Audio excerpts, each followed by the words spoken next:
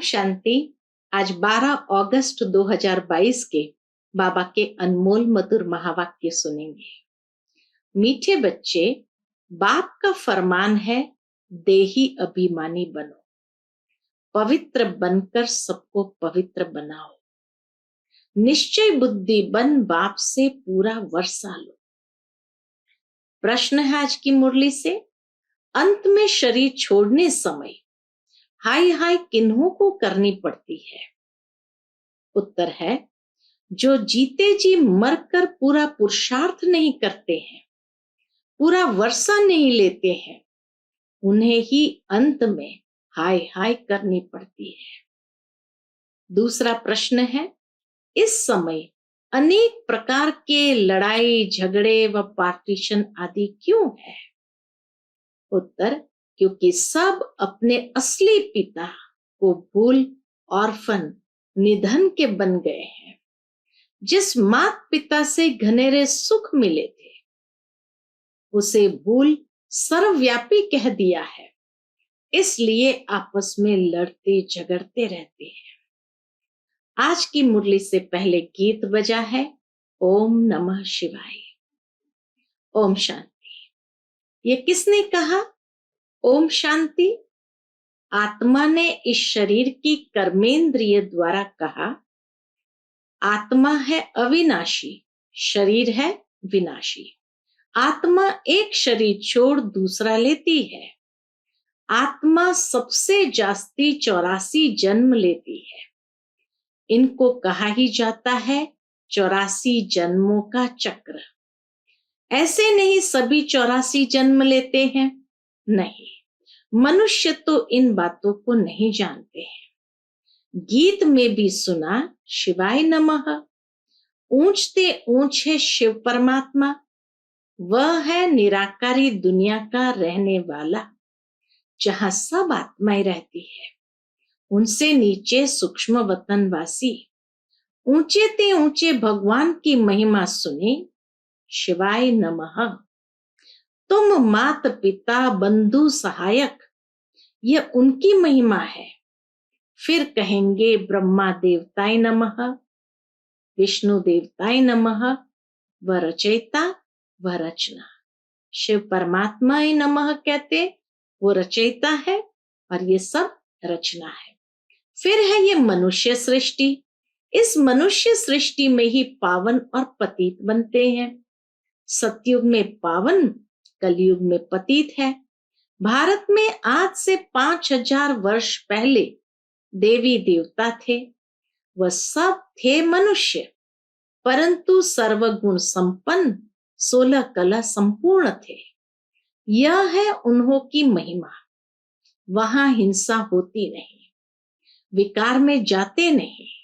उन्हों को कहते हैं संपूर्ण निर्विकारी। विकारी मनुष्य उन्हों की महिमा गाते हैं। आप सर्वगुण संपन्न, हम नीच पापी है। परमात्मा को भी याद करते हैं, परंतु उनको कोई जानते नहीं है, इसलिए ऑर्फन ठहरे। गाते भी है, तुम माता पिता हम बालक तेरे, जिससे सुख घनेरे मिलते हैं। फिर जब रावण राज्य शुरू होता है, तो मनुष्य बाप को भूल पतित ऑर्फन निधन के बन पड़ते हैं। आपस में लड़ते झगड़ते रहते हैं। सब जगह देखो झगड़े ही झगड़े लगे हुए हैं। कितने पार्टीशन है। स्वर्ग में तो एक ही लक्ष्मी नारायण का राज्य था। भारतवासी सारे विश्व के मालिक थे। अब तो टुकड़े टुकड़े हैं। ये समुद्र तुम्हारा, ये हमारा, ये धरती हमारी, ये तुम्हारी। पंजाब, यूपी, राजस्थान आदि आदि अलग अलग हो गए हैं। भाषा पर भी कितने झगड़े होते हैं, क्योंकि पारलौकिक माँ बाप को नहीं जानते हैं। सारे झगड़ों की जड़ है विस्मृति। परमात्मा को नहीं जानते हैं, इसीलिए झगड़े होते हैं। भारत स्वर्ग था तो ये कोई बात नहीं थी। सतयुग में ऐसी कोई बात लड़ाई झगड़े की थी नहीं। अब फिर स्वर्ग होना है। बाप बैठ समझाते हैं ये सृष्टि का चक्र कैसे फिरता है। बेहद का बाप बच्चों को कहते हैं तुम कितना बेसमझ बन पड़े हो। कहते भी हो हे परम पिता परमात्मा, फिर उनकी बायोग्राफी को नहीं जानते हो। बाप पतित पावन सदगति दाता भी है, तुम तो जानते हो। वह तो कह देते हैं ईश्वर सर्वव्यापी है। सर्वव्यापी कहने से फिर वर्षा कैसे मिलेगा? जरूर बाप चाहिए ना, वर्षा देने वाला। लौकिक बाप बच्चों को पैदा करे और फिर पूछो तुम्हारा बाप कहाँ है, तो क्या सर्वव्यापी कहेंगे? अरे बेहद का बाप तो रचयिता है ना, उनको ही सब भगत पुकारते हैं। हे पतित पावन, शिव बाबा आकर हमको पतित से पावन बनाओ। जैसे स्वर्ग में पावन थे वैसे फिर हमको आकर पावन बनाओ, हम बहुत दुखी हैं, ऐसे भगत पुकारते हैं। जब से रावण राज्य शुरू होता है तो सब मनुष्य पतित होने लग पड़ते हैं, दर दर धक्के खाते रहते हैं, समझते हैं सब में परमात्मा है। मूर्तियां ठिक्कर बित्तर की बनी हुई है ना, तो समझते हैं कि इसमें भी भगवान है। अरे पत्थर में भगवान कहाँ से आया? वह तो परमधाम में रहता है। कितने ढेर चित्र बनाते हैं, फिर जब पुराने हो जाते हैं तो फेंक देते हैं। यह है गुड़ियों की पूजा। कहते हैं हे बाबा हमको सदगति दो। सर्व का सदगति दाता एक ही पतित पावन शिव बाबा है। उनको सब मनुष्य भूल गए हैं, उनको सब याद करते हैं। सबका पतियों का पति अथवा बापों का बाप वह है। बाप कहते बच्चे अब पावन बनो, तुम्हारी आत्मा अब पतित हो गई है, खाद पड़ गई है। सच्चे सोने में खाद डालने से अथवा एलॉय पड़ने से सोने का मूल्य कम हो जाता है। तो यह भी तमो प्रधान दुनिया है। पहले गोल्डन एज में थे तो संपूर्ण निर्विकारी थे, फिर सिल्वर एज की खाद पड़ी, फिर कॉपर आयरन में आते हैं। आत्मा पतित होती जाती है। अभी तो बिल्कुल ही आयरन एजेड हो गए। हाँ, संपूर्ण निर्विकारी गोल्डन एजेड थे, उसमें फिर सिल्वर की खाद पड़ी, फिर कॉपर की पड़ी और अभी आयरन की। इसी तरह जब पावन बनते हैं तो आयरन से कॉपर तक आते हैं, कॉपर से सिल्वर तक आते हैं और सिल्वर से गोल्डन एज तक आते हैं। तो बाबा कहे आत्मा पतित होती जाती है, अभी तो बिल्कुल ही आयरन एजेड हो गई है। वही भारत सतो प्रधान था, अब तमो प्रधान बन गया है। जो पहले पहले थे जरूर उनको ही पूरे 84 जन्म लेने पड़े। क्रिश्चियन आते ही बाद में है, वह 84 जन्म तो ले न सके, वह 35-40 जन्म करके पाते होंगे। सृष्टि की आयु भी अब पूरी होती है, फिर नहीं बनेगी। नई दुनिया में है सुख, पुरानी दुनिया में है दुख। पुराने मकान को तोड़ा जाता है ना, पुरानी दुनिया में तो सब दुखी है। फिर इन सब को सुखी बनाने वाला तो बाप ही है। सतयुग में जो भी आत्माएं थी वह सुखी थी, बाकी सब आत्माएं शांति धाम में थी, जिसको फिर साइलेंस वर्ल्ड कहा जाता है। साइलेंस वर्ल्ड फिर सटल वर्ल्ड, सूक्ष्म वतन, वहां शरीर ही नहीं है तो आत्मा आवास कैसे करेगी? तो अभी सब आत्माएं तमो प्रधान है, इसलिए इसको आयरन एज कहा जाता है। पहले गोल्डन एज में थे, अब फिर बाप आकर गोल्डन एज में ले जाते हैं। मनुष्य को देवता बनाते हैं। सतयुग में स्त्री पुरुष दोनों पवित्र रहते हैं, उनको राम राज्य कहा जाता है। अभी तो है रावण राज्य, एक दो पर काम कटारी चलाकर दुखी करते रहते हैं।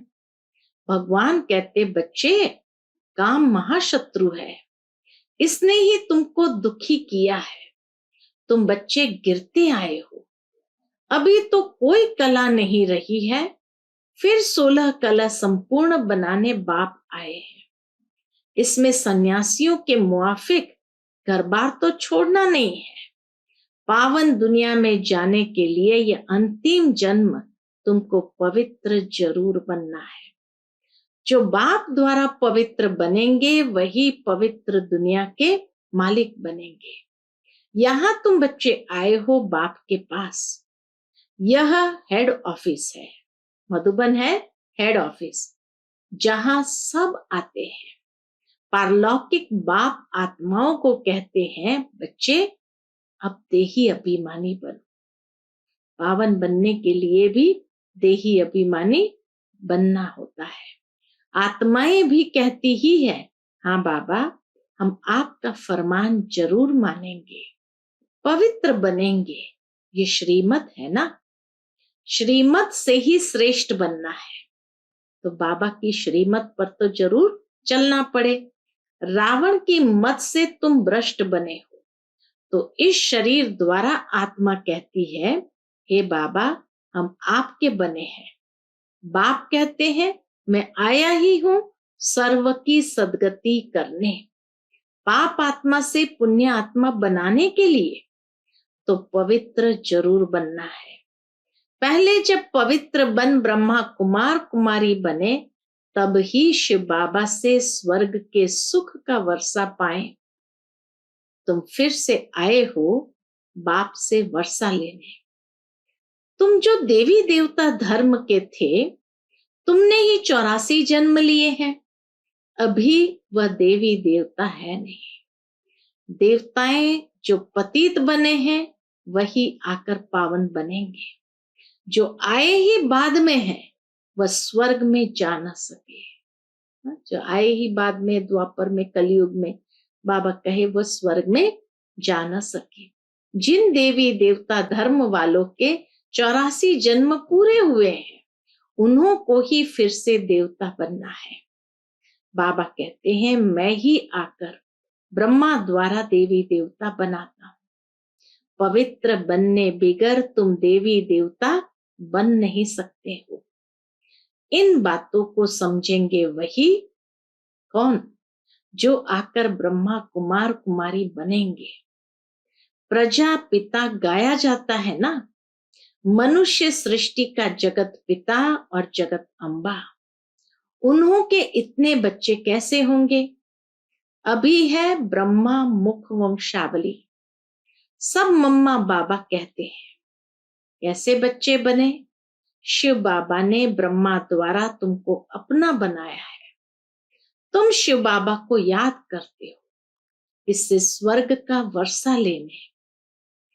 तो सब ब्रह्मा कुमार कुमारियां आपस में भाई बहन ठहरे। यह है युक्ति। बाबा कहते हैं, तुम गृहस्थ व्यवहार में भल रहो, परंतु कमल फूल समान पवित्र रहो। यह करके दिखाओ। घर बार छोड़ने की बात नहीं है। अपनी रचना की संभाल भी करो। सिर्फ पवित्र रहो तो इन देवताओं जैसा फिर बनेंगे। देवी देवता धर्म की स्थापना तो जरूर होनी है। बाप बच्चों को सन्मुख बैठ समझाते हैं। ये मधुबन है हेड ऑफिस। मधुबन है हेड ऑफिस। कितने सेंटर्स खुलते रहते हैं? जो कल्प पहले ब्रह्मा कुमार कुमारियां बने थे, वही फिर ब्राह्मण से देवता, फिर क्षत्रिय, वैश्य, शूद्र बनते आए हैं। अब फिर ब्राह्मण बनना पड़े। चोटी ब्राह्मणों की है ना, इन वर्णों से पास करना होता है। बाप कहते हैं, तुम 100 देवी देवता थे, अब तुम फिर शूद्र से ब्राह्मण बने हो 100 देवी देवता बनने के लिए। तुम पवित्र बनते हो। गायन भी है, कुमारी वह जो 21 पीढ़ी के लिए सदा सुख का रास्ता बताते हो। चलो अपने सुखधाम, यह है दुखधाम। अभी बाप को याद करना है। बाप कहते हैं पवित्र बनो और माम एकम याद करो। कोई भी देहधारी को याद नहीं करो। इस ज्ञान मार्ग में अपने आप को आत्म समझ करके बाप को याद करना है। बाबा कहे कोई भी देहधारी को याद नहीं करो। बाप ही बैठ बच्चों को सुख गनेरे देते हैं। अभी कितना दुख है, दुख में ही भगवान को याद किया जाता है। बाप स्वर्ग में ले जाते हैं, फिर वहां क्यों याद करेंगे? स्वर्ग में तो कोई भगवान को याद नहीं करते। कहते हैं हे प्रभु अंधों की लाठी। भगवान है ही अंधों की लाठी, परंतु जानते तो कुछ भी नहीं है। लक्ष्मी नारायण के आगे भी जाकर कहेंगे तुम मात पिता हम बालक तेरे। अब वह तो है स्वर्ग के मालिक, वह थोड़ी सबके मात पिता हो सकते हैं। सोचने की बात है। कृष्ण एक राजधानी का, राधे दूसरे राजधानी की, फिर उनकी सगाई हो जाती है। स्वयंवर के बाद फिर नाम बदल जाता है। विष्णु के 2 रूप लक्ष्मी नारायण बनते हैं। दीप माला पर महालक्ष्मी को बुलाते हैं ना, वह है युगल। महालक्ष्मी और विष्णु दोनों ही युगल रूप में। अभी तुम काम चिता से उतर ज्ञान चिता पर बैठते हो। तुम हो सच्चे ब्राह्मण। तुम पवित्रता की प्रतिज्ञा कराते हो।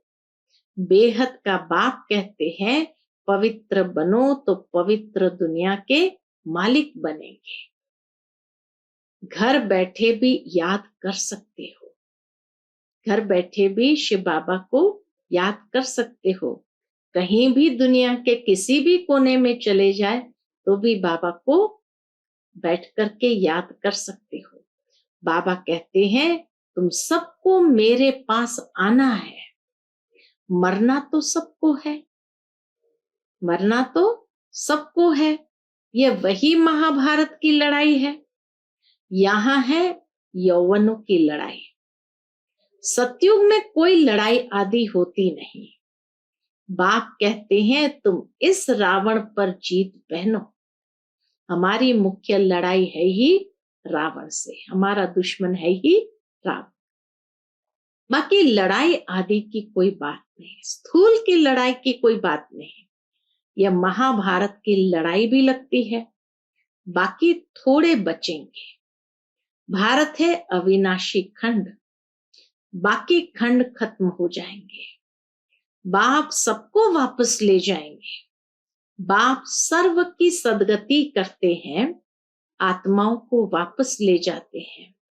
अभी तुम बाप से वर्षा ले रहे हो, सन्यासी तो दे न सके। वह कोई स्वर्ग का रचयिता थोड़ी है। अभी स्वर्ग की स्थापना हो रही है। बाकी नर्क के मनुष्य मात्र सब खत्म हो जाएंगे।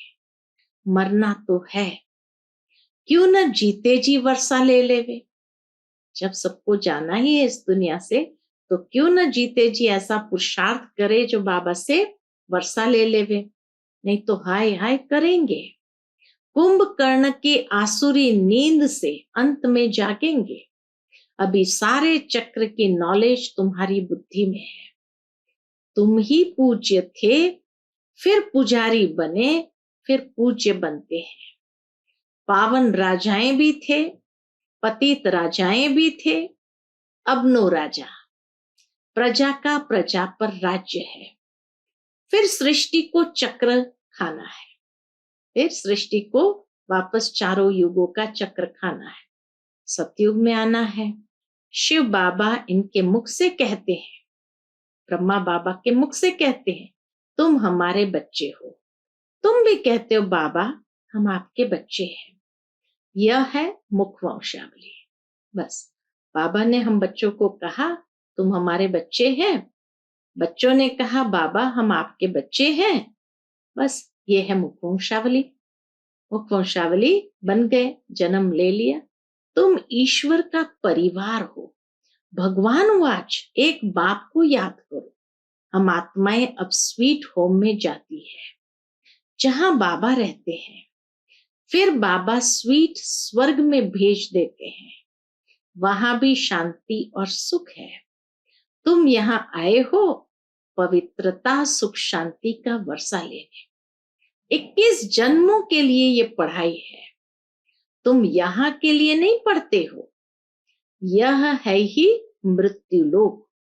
तुम अमरनाथ द्वारा अमर कथा सुन अमर बनते हो। जो बाप से आकर समझेंगे वही पवित्रता की प्रतिज्ञा करेंगे, वही फिर आकर वर्षा लेंगे। ब्रह्मा कुमार कुमारियां तो ढेर के ढेर होते जाएंगे। दिन प्रतिदिन सेंटर्स खुलते जाएंगे। शूद्र से ब्राह्मण बनते जाएंगे। अच्छा, मीठे मीठे सिकिलदे बच्चों प्रति माता पिता बाप दादा का याद प्यार और गुड मॉर्निंग। रूहानी बाप की रूहानी बच्चों को नमस्ते। हम सब रूहानी बच्चों की रूहानी माता पिता बाप दादा को याद प्यार, गुड मॉर्निंग और नमस्ते। नमस्ते। शुक्रिया बाबा, शुक्रिया। आज की मुरली से धारणा के लिए मुख्य सार है।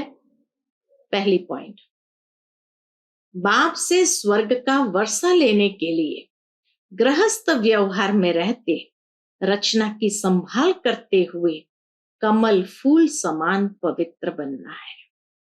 दूसरी पॉइंट, हर एक को 21 पीढ़ी के लिए सुखी बनाने का रास्ता बताना है।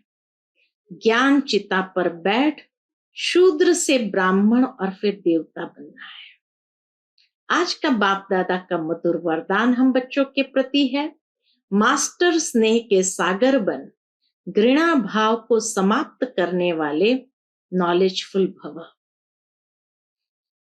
मास्टर स्नेह के सागर बन, घृणा भाव को समाप्त करने वाले नॉलेजफुल भव। नॉलेजफुल अर्थात ज्ञानी तू आत्मा बच्चे। हर एक के प्रति मास्टर स्नेह के सागर होते हैं। ज्ञानी तू आत्मा बच्चे हर एक के प्रति मास्टर स्नेह के सागर होते हैं। उनके पास स्नेह के बिना और कुछ है ही नहीं।